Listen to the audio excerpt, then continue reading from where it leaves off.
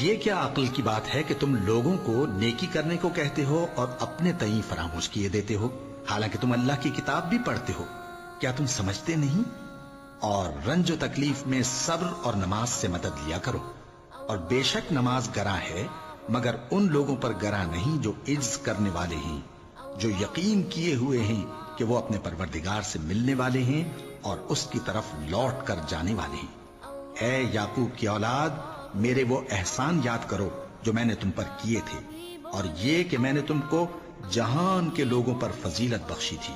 اور اس دن سے ڈرو جب کوئی کسی کے کچھ بھی کام نہ آئے، اور نہ کسی کی سفارش منظور کی جائے، اور نہ کسی سے کسی طرح کا بدلہ قبول کیا جائے، اور نہ لوگ کسی اور طرح مدد حاصل کر سکیں۔ اور ہمارے ان احسانات کو یاد کرو جب ہم نے تم کو قوم فرعون سے نجات بخشی۔ وہ لوگ تم کو بڑا دکھ دیتے تھے، تمہارے بیٹوں کو تو قتل کر ڈالتے تھے اور بیٹیوں کو زندہ رہنے دیتے تھے، اور اس میں تمہارے پروردگار کی طرف سے بڑی سخت آزمائش تھی۔ اور جب ہم نے تمہارے لیے سمندر کو پھاڑ دیا، پھر تم کو تو نجات دی اور فرعون کی قوم کو غرق کر دیا، اور تم دیکھ رہے تھے۔ اور جب ہم نے موسیٰ سے 40 رات کا وعدہ کیا تو تم نے ان کے پیچھے بچڑے کو معبود مقرر کر لیا، اور تم ظلم کر رہے تھے۔ پھر اس کے بعد ہم نے تم کو معاف کر دیا تاکہ تم شکر کرو۔ اور جب ہم نے موسیٰ کو کتاب اور معجزے عنایت کیے تاکہ تم ہدایت حاصل کرو۔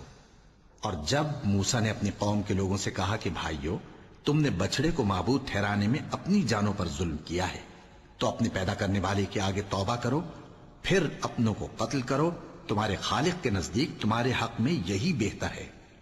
پھر اس نے تمہارا قصور معاف کر دیا، وہ بے شک بڑا معاف کرنے والا ہے، بڑا مہربان ہے۔ اور جب تم نے موسیٰ سے کہا کہ موسیٰ، جب تک ہم اللہ کو سامنے نہ دیکھ لیں گے تم پر ایمان نہیں لائیں گے، تو تم کو بجلی نے آ گھیرا اور تم دیکھ رہے تھے۔ پھر موت آ جانے کے بعد ہم نے تم کو اثر نو زندہ کر دیا تاکہ احسان مانو۔